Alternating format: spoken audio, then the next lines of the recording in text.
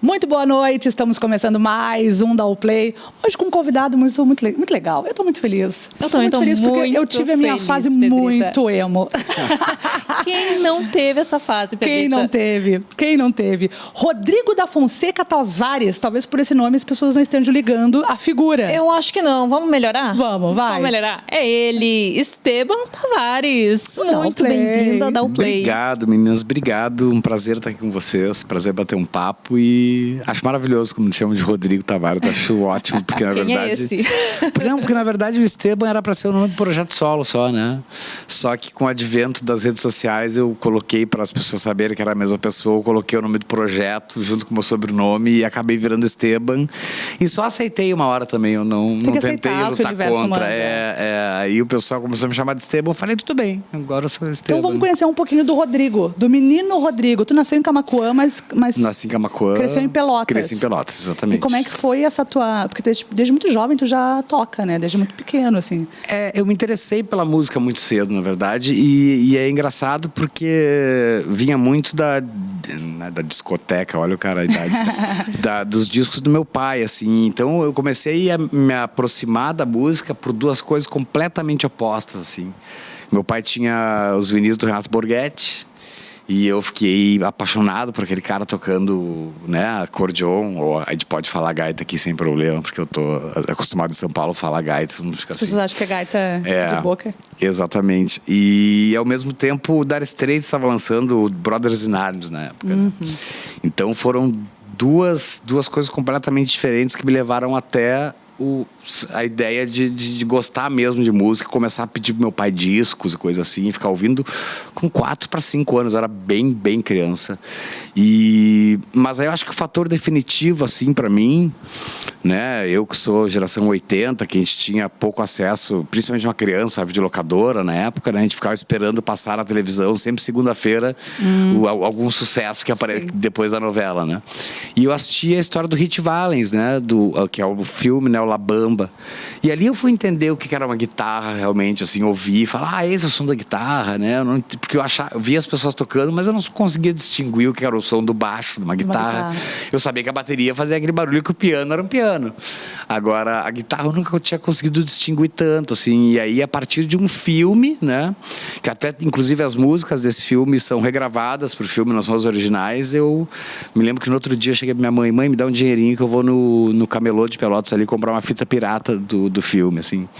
E aí eu enlouqueci com música e depois, Primeiro instrumento, tu lembra, assim, quando... Primeiro instrumento, pra tu ver só que loucura, o meu primeiro instrumento né, deixando claro para todo mundo, para não fazerem nada errado, que nos anos 80 e 90 as coisas eram mais livres e fáceis, assim. Então, naquela época que virou moda, nos anos 90, ter uma mobilete, né?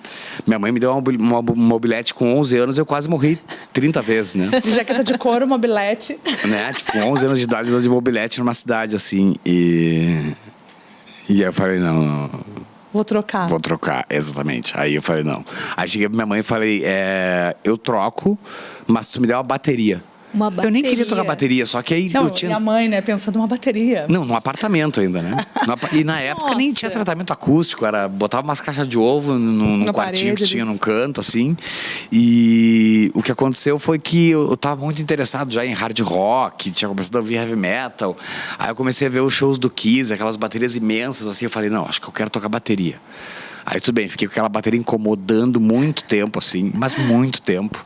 Aí um dia eu assisti pela MTV, nem pegava MTV em Pelotas, eu fui assistir uma parabólica do amigo meu e eu vi o clipe do November Rain do Guns N' Roses. Aí pirou. E aí eu vi o Slash tocando guitarra e eu falei, não, peraí, eu quero tocar guitarra. É isso que eu quero fazer. Só que no final das contas eu fui pra escola de bateria, fui pra escola de guitarra, acabei ficando conhecido por tocar baixo, né? Hoje gravo todos os instrumentos dos meus discos, então assim, eu acho que a música foi me acompanhando a vida inteira, assim. Tu toca também piano? Toco piano. Acordeon? Acordeon eu consigo gravar em casa, mas eu não posso dizer que eu sou um acordeonista, entendeu? Eu consigo com pausas e decorando coisas gravar. Mas faz parte, o acordeão faz tanta parte da minha vida por causa do Borghetti, que eu tenho 3 acordeões em casa e não sei tocar, mas eu tenho.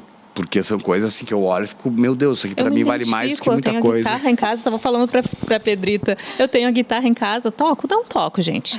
Tá, mas tá lá penduradinho. O violão até arranha alguma coisa, mas a guitarra, ela realmente tem, é necessário muito estudo, né? Eu vou te dizer que pra mim, assim, de tudo que eu estudei, o mais fácil foi guitarra. Porque eu não sei se eu tava tão interessado. E também, assim, possível. quando a gente tá muito jovem, a gente tá tão concentrado naquilo que parece mais fácil do que depois de adulto, Tá né? com Sim, depois do adulto tem boleto, tem outras coisas pra se preocupar. Mas também tem uma Isso coisa aí muito, muito doida, né? Assim que comecei a estudar guitarra, o colégio ficou em segundo plano. Aí eu virei aquele guri que Que levava o violão, tu levava pra escola. nem levava, tinha vergonha, mas ao mesmo tempo, assim, eu simplesmente chegava na aula e ficava assim, não quero saber de aula, sabe? Não recomendo isso pra ninguém, por favor, não é? Mas acabei que, tipo, eu me lembro de ter rodado nem sei quantas vezes no colégio, porque minha preocupação era chegar e ficar estudando guitarra em casa, ficar tirando música. Aí depois eu tive a chance de estudar com um grande cara em Curitiba, Luciano Romanelli. Eu tinha 16 anos, minha família se mudou, e eu fiz o curso de harmonia e improvisação, tanto que eu fiquei um ano numa aula de guitarra que eu não podia pegar na guitarra. Olha aí, Eu tinha que teoria. ficar aprendendo teoria, assim. Mas pra mim, eu vou te dizer que das coisas que eu fiz até hoje foi a mais importante. Porque aí me abriu um universo musical muito maior e me ajudou muito Algo que às vezes é só instintivo ali também, né? Porque normalmente Exatamente. o músico tem isso, ele começa totalmente instintivo ali, né? Total, aí tu fica tirando música de bandas que tu gosta e tal, assim. E na época, como eu gostava muito de heavy metal, ainda amo, eu digo assim, mas na época era o meu objetivo, né, meu foco. Quando fui estudar a ideia de campo harmônico e teoria musical, que eu pensei, cara, é isso. Aí eu fiquei apaixonado pela música de um jeito diferente, me pegou de um jeito diferente. E comecei a ouvir outras coisas, né? Comecei a ouvir outros estilos e daqui a pouco, com 18 anos, eu era apaixonado pelo Stevie Wonder, né? Eu era apaixonado pelo Paul McCartney, depois dos Beatles, junto com os Beatles. Então eu deixei de ser aquela pessoa que só gostava de heavy metal ou de hard rock da época e comecei a expandir o horizonte até uma hora que chegou na MPB, chegou, né, nas coisas assim que, embora tenha coisas que eu não consiga tocar até hoje da nossa MPB, que são os caras que fazem umas coisas muito torta e muito bonita, assim, mas a vontade de ouvir, entender como as coisas funcionavam assim, foi muito importante pra mim. E tu começaste muito, muito jovem, né? 13 anos tu já estava tocando em barzinho, já estava fazendo... Eu cheguei a fazer algumas coisinhas assim. Não. Na verdade, eu comecei menor de idade, me profissionalizei na música na noite, com menor de idade, mas eu tinha 17 com uma carteira falsa, com RG falso. Ah, é mesmo? E aí eu fui tocar nos bares que a gente tinha aqui em Porto Alegre. Eu tocava no Manara, no Alambique, toquei no do Beer 6 anos, com a Estado das Coisas, depois com a Nacional Kid. Claro, aí já tinha virado maior de idade, né? E montei a minha banda, abriu. Gravamos um disco e depois chegou o convite para a Fresno para tocar baixo e eu fiquei... Eu nem tenho baixo, sabe? O que vocês estão me chamando? A gente já vai entrar nesse assunto, Sim. porque a galera quer muito saber também como é que foi essa conexão. Uhum. Mas, antes da gente pedir os hits, né, da indicação aqui do Esteban, a gente quer ouvir música, né? Com certeza, por favor. Eu tava falando, né, altos gatilhos com essas músicas, gente. Então vou tocar uma música que eu lancei... Logo chegou a pandemia, nem foi por causa da pandemia que eu compus, né? Mas acabei lançando bem quando chegou a pandemia ali, isso se chama Temporal.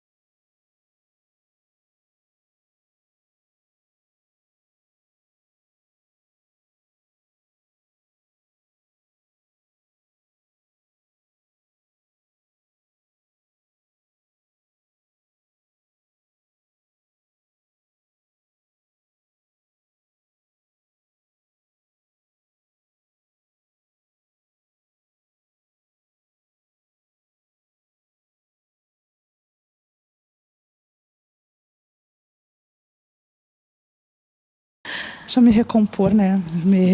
Fui para as minhas prisões mentais aqui. Pedrita. Esteban, a gente tem um quadro que é Qual o Seu Hit? Em cima desse papo que a gente bateu aqui nesse primeiro bloco, lá da tua infância, tuas referências, se tu quiseres indicar 2 clipes pra galera que tá de casa conhecer aí o hit. Não tem como não falar da produção, e até porque a música é maravilhosa e a produção do clipe é maravilhosa, que é o November Rain do Guns, que muita gente pode dizer assim, mas pô, eu já vi esse clipe 1000 vezes, mas tem muita gente que nem tem ideia de como é que era o Guns na época, como é que era o frenesi todo. E o Rest in Peace do Extreme, que é do Three Sides of Every Story, que eu me lembro que eu pedi a minha madrinha esse CD assim. Então são 2 coisas que para esse guri que eu era com 12, 13 anos, foram coisas que me marcaram muito, assim. Então você de casa acompanha Esteban Tavares. Qual o seu hit?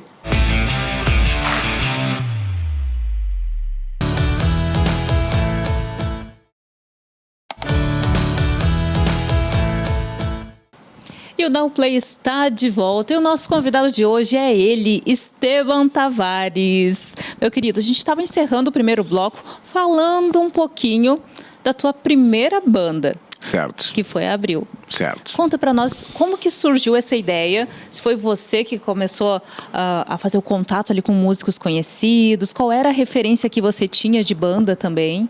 Eu me lembro que ali naquela época eu tinha gravado eu morava no kitnet, porque eu já estava tocando na noite, minha família tinha voltado para... Quantos anos, Esteban? Eu acho que eu tinha 19, 20 ali, né? E conheci o pessoal da Fresno. Acabei conhecendo eles ali. Eles gravaram um disco no meu quarto, que nem vale. Eu nem gosto de falar desse disco, porque foi tão mal feita a minha parte gravando, né?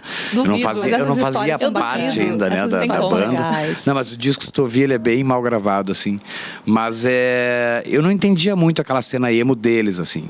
Só que aí fui pesquisar um pouco e descobri que existia uma cena um pouco diferente na Flórida, que era um selo chamado Tooth and Nail Records, assim, que teve bandas maravilhosas que eu peguei, tipo Emberlin, Emery, Copeland, May.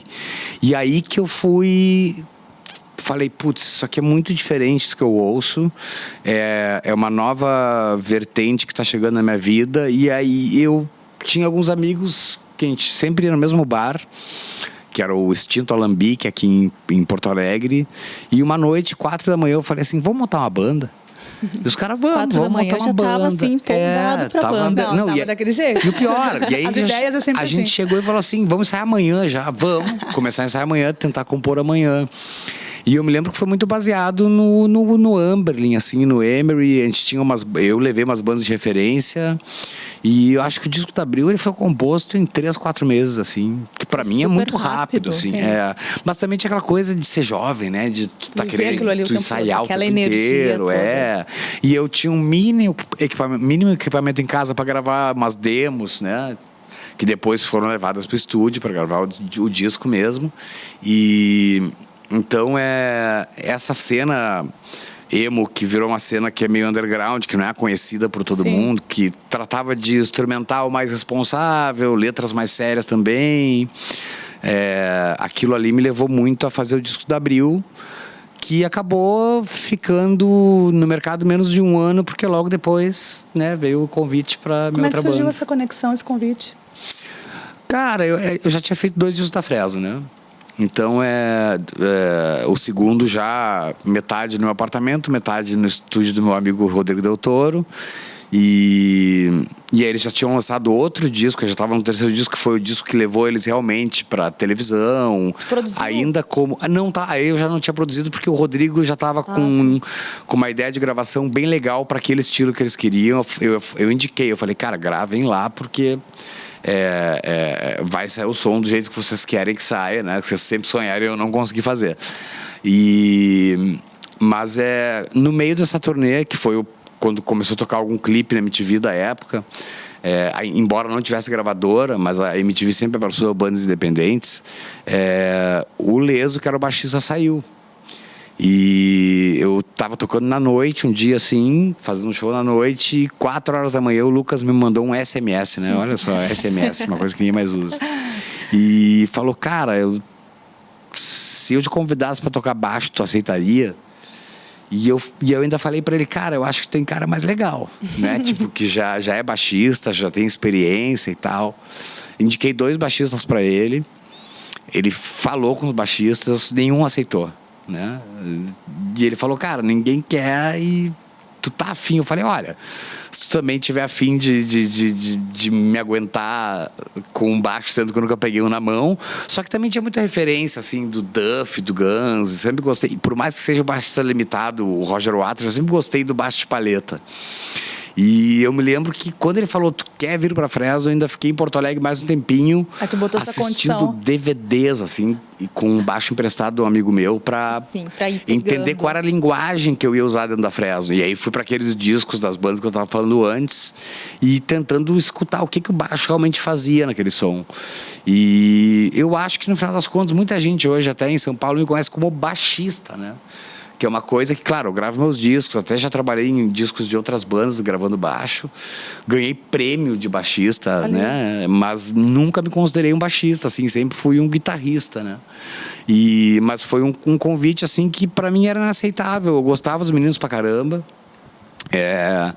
A Abril era uma coisa que não sabia para onde ia, embora a gente estivesse já tocando Paraná, São Paulo, Rio de Janeiro. Já tinha uma agenda. Já tinha uma agenda, mas ainda estava naquela dúvida de será que isso aqui vai para algum lugar? Ou vão ter que gastar mais uma grana para gravar outro disco?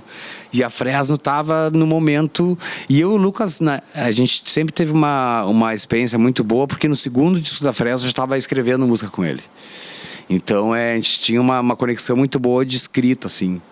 E eu falei, não, eu vou ter que me dar essa chance de uma banda que tá a ponto de fazer uma coisa realmente grande e que eu sei que eu posso ajudar também. Além de ser ajudado por eles, obviamente, que se não fosse o convite da Fresno, provavelmente quase ninguém me conheceria como músico. Como que uns 6 anos?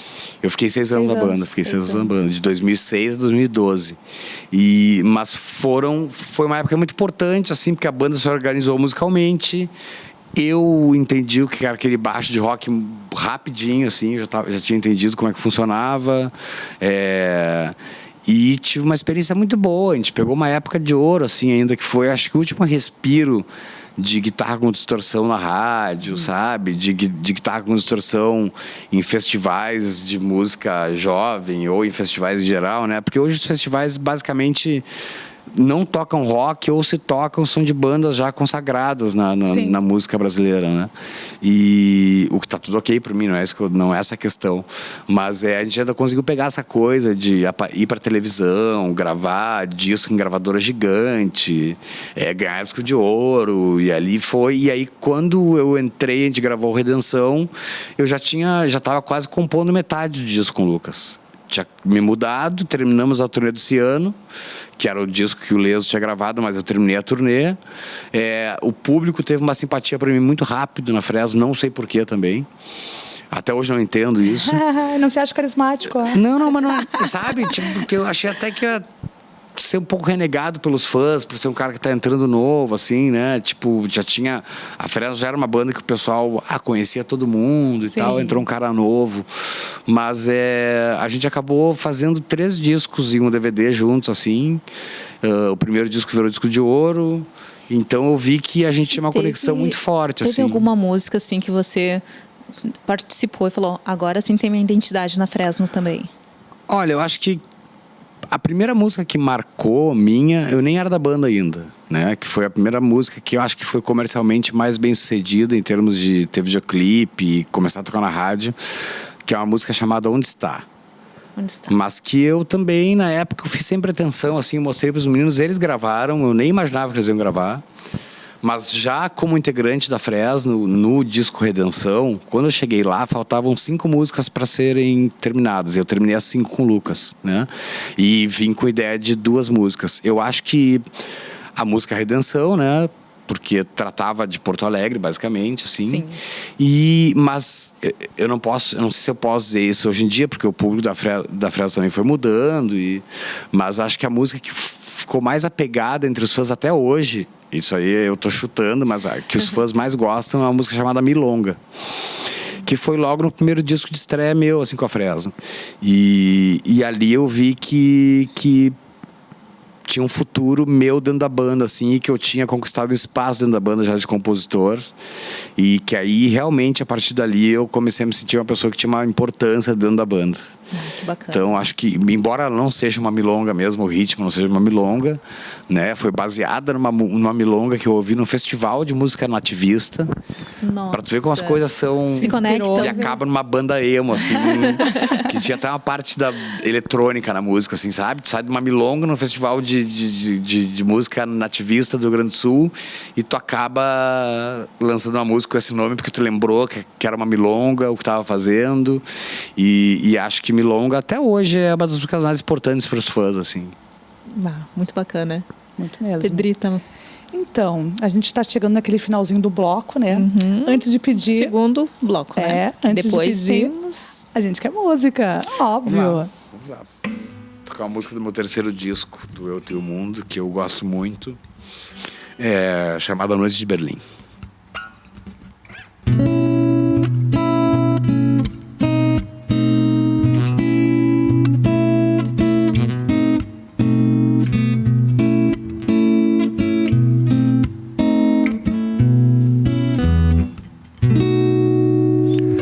Noites de Berlim, o que aconteceu naquelas noites de Berlim? Em qual momento nós perdemos a razão e abandonamos tudo?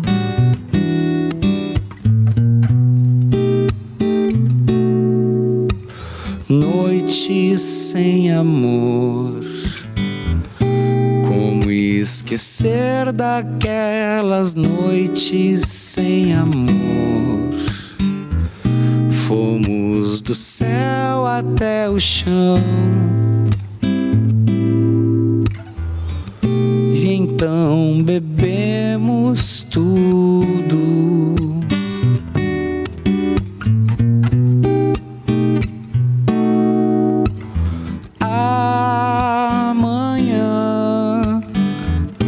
Deixemos tudo isso pra amanhã. Esquece das desculpas outra vez, fica pra outro dia.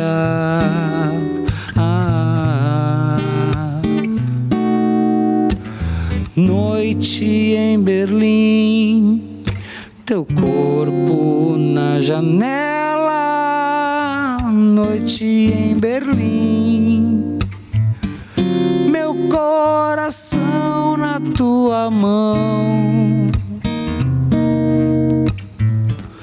Era o fim do mundo.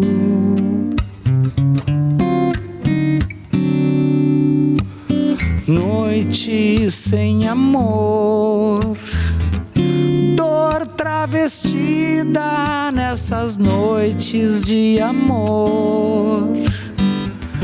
Brindamos nossa solidão quando ficamos juntos.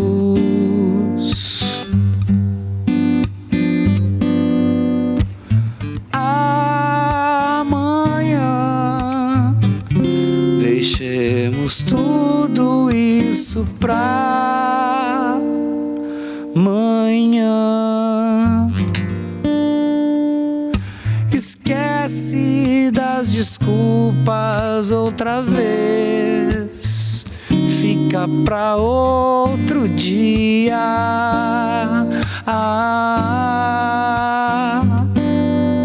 Porque amanhã eu vou estar aqui pela manhã. Só peço que não mates meu amor, pra ser feliz na vida.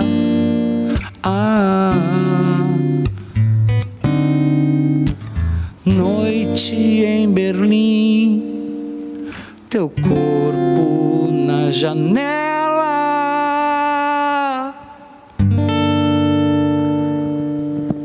Ai, ai, Pedrita. Ai, deu um suspirinho aí, Deu um né? suspiro agora. Um dia eu vou poder Coisa fazer um livro, linda. escrever sobre essa música e contar a história real dela. Foi uma história de amor? Na verdade, ao contrário, né? Uma história de decepção. Decepção. Mas se eu Decepção botasse no amorosa. livro hoje, seria processado com certeza. Então, se um dia eu fui importante o suficiente para escrever um livro, inclusive, Ah, aí tá, mas eu vou isso- contar a história dessa música. Mas Agora tu o pode pessoal que criar- tá assistindo da Play ficou curioso, É, né? pode criar personagens, né? Não precisa trazer... Exatamente. Tu pode Não fazer um precisa conto trazer- em cima da tua Exato. realidade. É. Traz ali, né, um pseudônimo, né? Enfim, mas a gente quer saber dessa história, a gente adora. Mas vamos pros hits? Vamos para os hits para encerrar então o nosso segundo bloco. A gente quer saber qual o seu hit.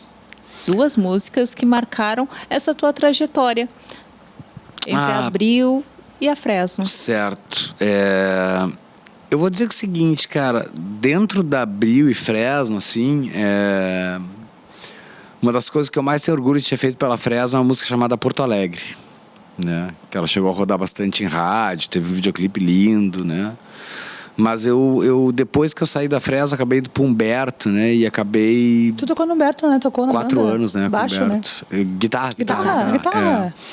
E aí a gente acabou compondo juntos uma música que o meu sonho sempre foi compor com o Humberto, né? Eu sou um fã do Humberto. Deixa eu te perguntar, que eu fiquei pensando, tu nunca compôs com o Amarante, nada?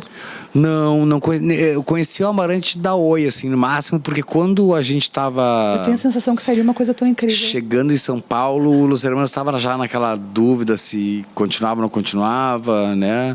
Me lembro que o Little Joy, que era a banda dele em inglês, estava lançando Sim. disco, e ninguém sabia se o Los Hermanos ia continuar. Mas acabei então não tendo contato, porque a MTV me deu muito contato com as pessoas, né? E o Humberto ele um dia me procurou no Twitter, porque eu nunca teria coragem de falar com o Humberto. Eu sou tão fã dele que eu não teria coragem de tentar falar com ele.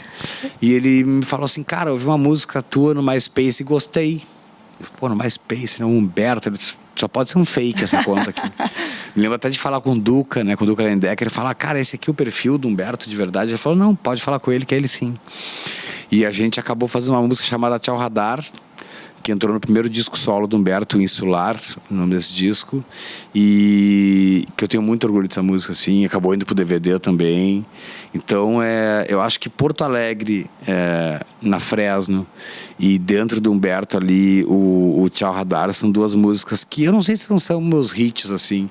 Porto Alegre dá para considerar, né, um hit, Milonga também dá para considerar um hit na Fresno, mas eu acho que dentro da carreira do Humberto, Tchau Radar, para os fãs do Humberto, assim como eu era fã também, então eu fiz propositalmente isso. O Humberto vinha já de 2 acústicos na MTV e de uma carreira de 4 anos com o Duca, basicamente acústica também. E eu falei, não, agora eu gravei tudo de São Paulo sem conhecer ele. A gente fez a música por e-mail, né? Nossa. Porque nem áudio do celular se mandava na época, né? Parece que faz tanto tempo, mas era 2012, então ainda não conseguia mandar áudio para a pessoa. E eu ficava mandando um áudio por e-mail, ele mandava outro áudio por e-mail. Eu falei, não, pode deixar que eu gravo tudo aqui.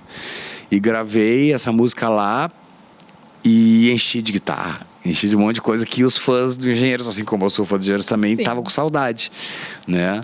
E consegui unir ela, porque tem um disco dele de 99 chamado Tchau Radar, que veio Eu Que Não Amo Você, a versão de Negro Amor do Bob Dylan e tal. E quando eu consegui gravar o Tchau Radar com o Humberto, assim, para mim foi um momento de realização muito grande. E aí eu comecei a ter um respeito muito grande para os fãs do Humberto também, assim, né? Eles me abraçaram também. Então acho que essas 2 músicas, né, fora o meu trabalho solo, que é uma coisa que eu sempre fiz sozinho, o lance do Humberto, para mim, Tchau Radar, e eu acho que Porto Alegre são as músicas que eu mais tenho orgulho, assim, fora da minha carreira solo de ter feito. Então, muito bem, né? Vamos acompanhar então. Qual o seu hit por Esteban Tavares?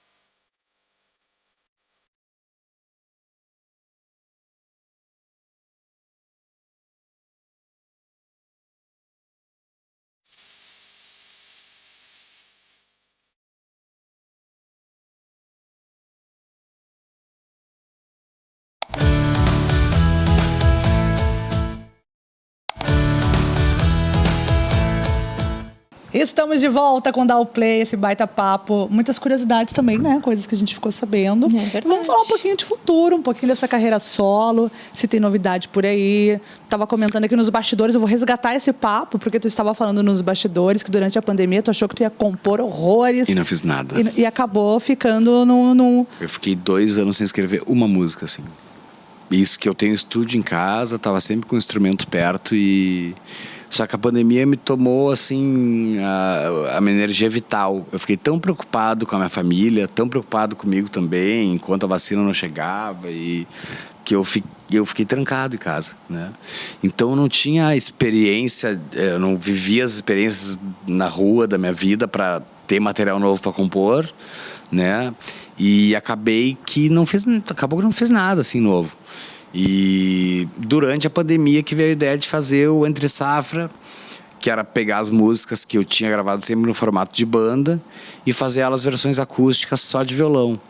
Então isso foi bacana, assim, porque deu uma renovada, até porque eu tinha um público que não me conhecia, ou conhecia as músicas com outras versões. Eu pude ter participações maravilhosas, assim.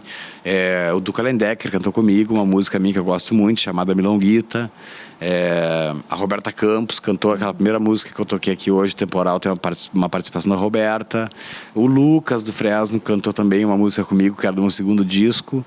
Então, nesse sentido, esse projeto Entre Safra foi muito bacana de ter feito, até para me manter ocupado, já que eu não conseguia compor nada novo, assim, né? Mas antes do Entre Safra, já tinham saído 4 discos, né? Tinha saído o Adiós Esteban, o Saca la Muerte de tu Vida, eu com a minha mania de botar nome em espanhol nos discos, né? Por quê? Por quê? Porque hoje eu sou um cara dependente da música argentina e latina, mas muito mais da música do rock argentino, assim. Consome bastante. A minha experiência. Eu todo ano vou pra lá, ficar em fevereiro pra assistir os festivais que tem lá, né? De bandas argentinas. De bandas argentinas, assim. Festival que não tem uma banda de fora do país, assim. E aí eu comecei a criar um respeito muito grande por artistas de lá. Eu já gostava dos mais clássicos, né? Fito Paz, Charly Garcia, Spinetta. Mas eu comecei a descobrir muita coisa nova também lá. E então eu comecei com essa mania de botar o nome do disco em espanhol. O único disco meu que não tem nome, que é o terceiro disco, que é o Tu e o Mundo. E aí o quarto disco foi o Toda Mañana, é o mais difícil para todo mundo, que é o Toda Mañana Tendrás una nueva canción. É difícil mesmo, gente. Vamos tentar? Não sei se vai dar bom não, Pedrita. Aí já o Eu, Tu e o Mundo e o Toda Mañana, eles já eram naquele formato novo, em que nos fabricava mais CD. Sim. Então agora eu relancei os 2 primeiros em vinil, e o plano para o ano que vem é relançar esses 2 em vinil também. Mas também, assim, eu acabo... Né, o vinil, ele voltou à moda, mas não é todo mundo que tem um aparelho de vinil em casa. Mas também prensar um CD, a gente nem... Eu não sei, se me derem um DVD ou um CD hoje para tentar assistir ou ouvir... Onde? Eu vou botar onde em casa, né? Então, eu tenho, né? Porque eu sou um pouco acumuladora, assim, né? Então eu tenho muito CD, assim. Mas fica... Eu tenho fita. O meu problema é que quando eu tive que fazer essa mudança correndo para São Paulo, para Fresno, eu tive que doar muita coisa, porque não tinha como levar tudo, né? Então eu fiquei com meus CDs que eram autografados, né? Porque para mim aquilo era uma coisa importante, assim.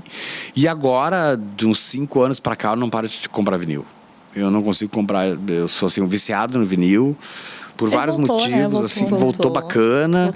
Eu ainda acho que o mais próximo de que tu faz um estúdio é o som do CD, não acho que é o vinil. Mas o vinil te faz uma coisa que o CD não tem, né? O CD já tem o shuffle, o CD já tem passar a música automática para frente.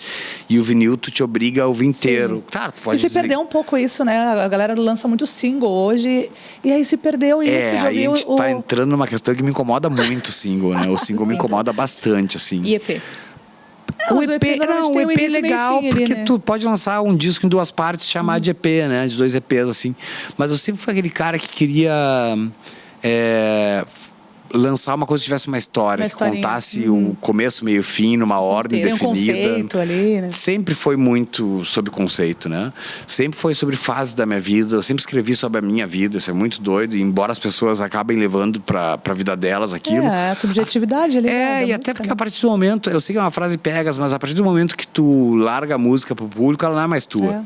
Né? Ela é de quem tá ouvindo. Reinterpreta, né? Como ela vai reinterpretar aquilo pra vida dela. Mas eu gostaria, assim, agora o meu próximo disco eu quero, mesmo que tenha que lançar um single antes, dependendo se tiver gravador ou não, porque se não tiver gravador eu não vou fazer single antes, não.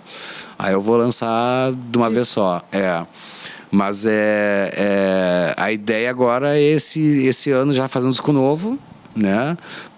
E também já lançar esse em vinil. Ano, 2026. Perdão, 26, né? Estamos acabando o ano, né? Que eu ainda tô... pra mim já acabou o ano e ainda fico aqui.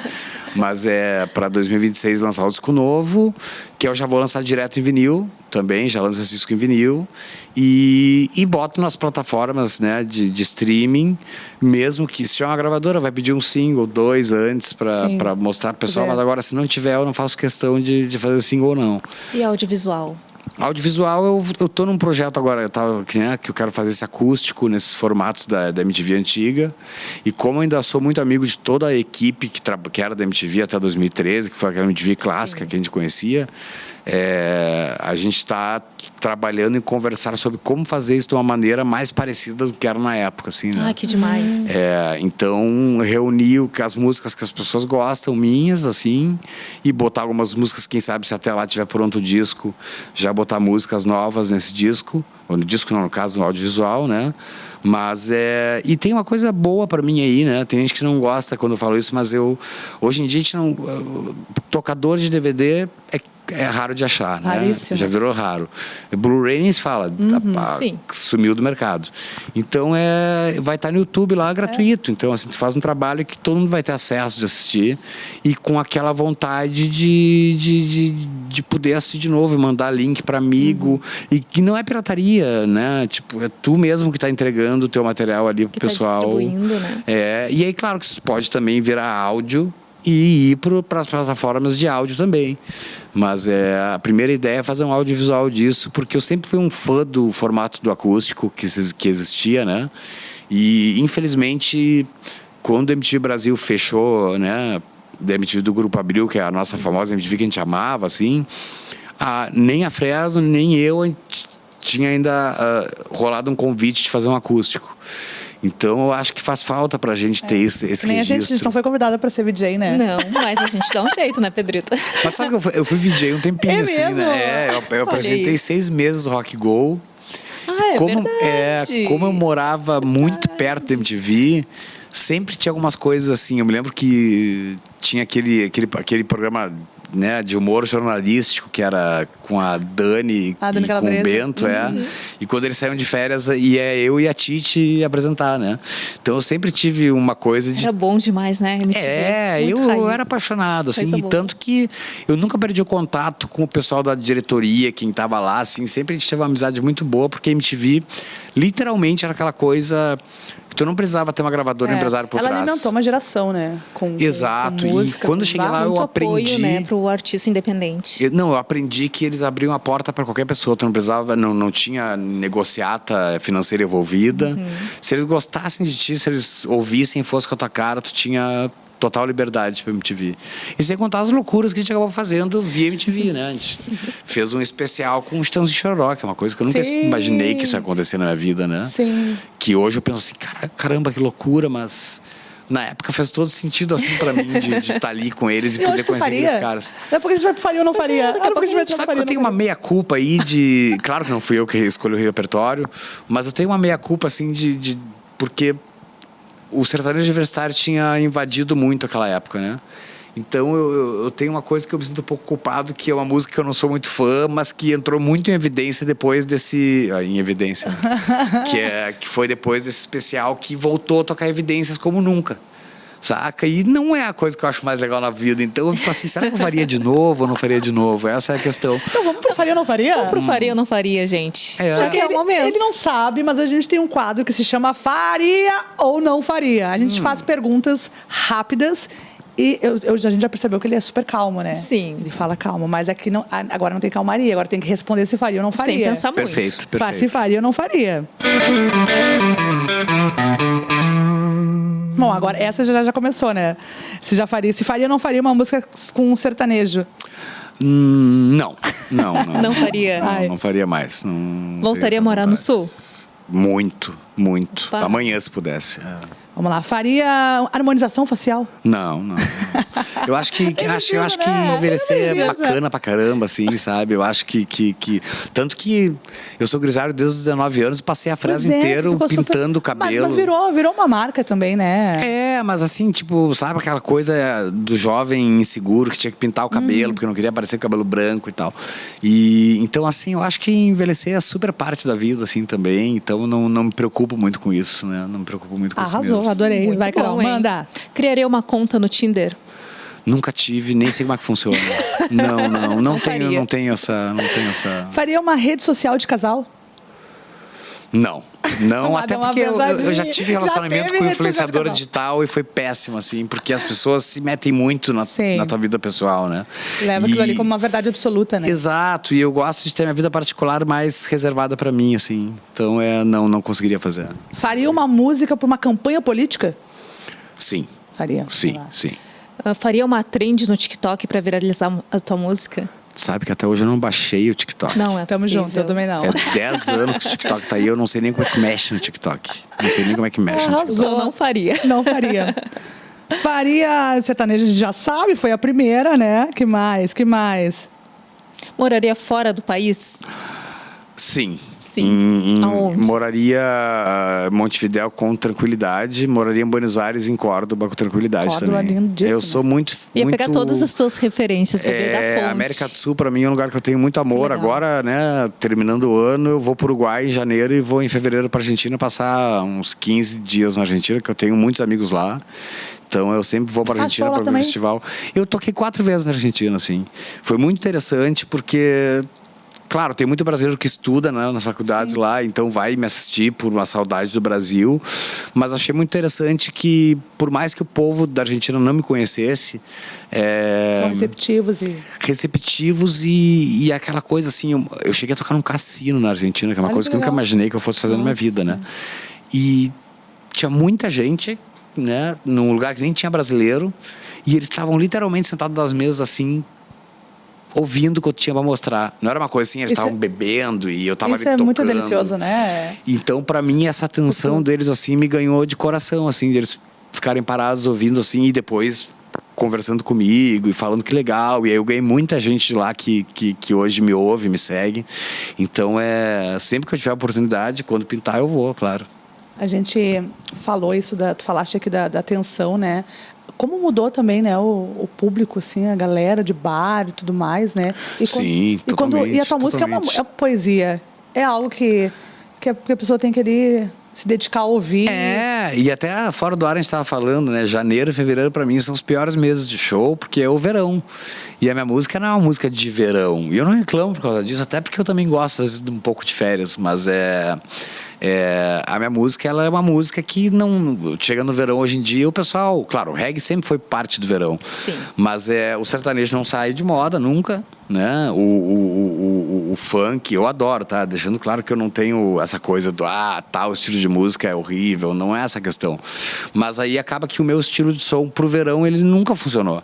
E na época da Fresno também, os nossos shows de verão era Planeta Atlântida, era coisa assim, porque festival. A agenda também parava.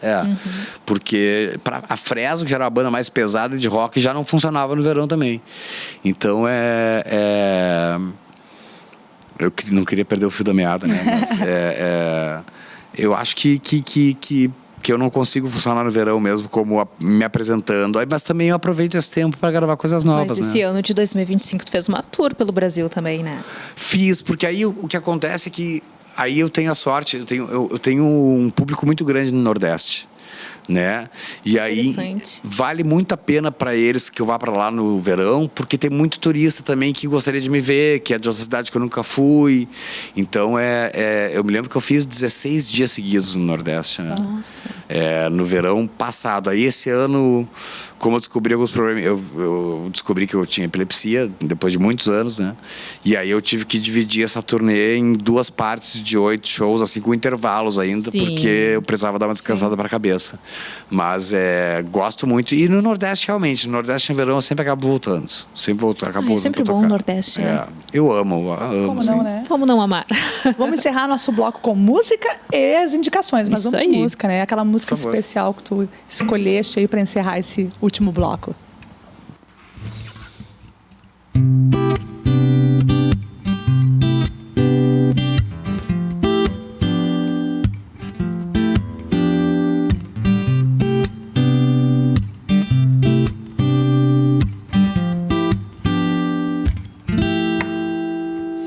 Eu vou tentar mais uma vez, eu vou atrás, não vou ter medo. Eu vou bater, eu vou entrar, eu vou chegar mais cedo mais uma vez. Cadê você que não me vê? Quem é você que eu não vejo? Cadê você pra me dizer que tudo isso vai passar? Se não vai,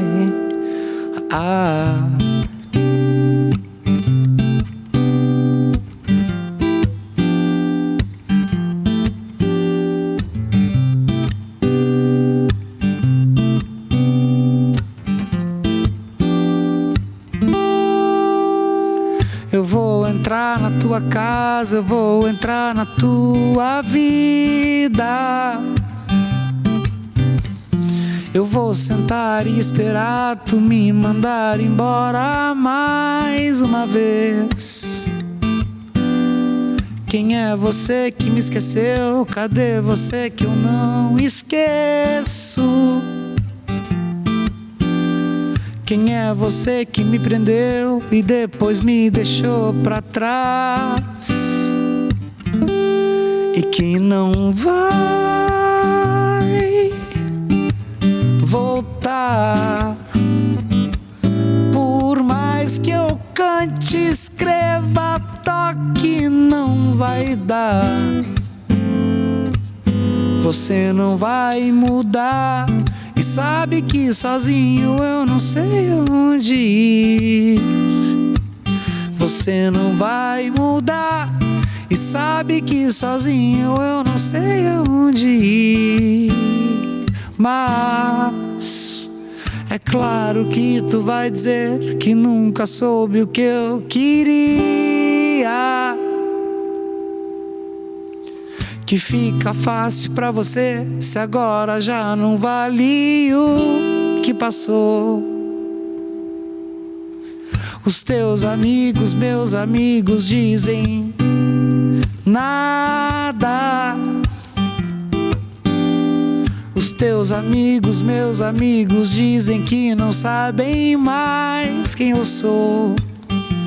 Mas eu não vou ficar te procurando aonde eu posso encontrar alguém pra me mudar, que diga que sozinho eu não preciso mais seguir. Alguém pra me mudar, que diga que sozinho eu não preciso mais seguir.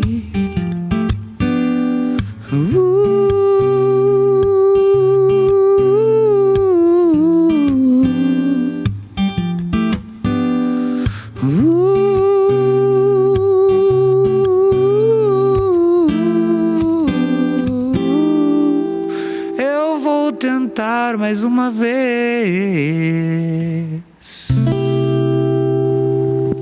Esse Esteban Tavares, nosso convidado de hoje no Dá o Play.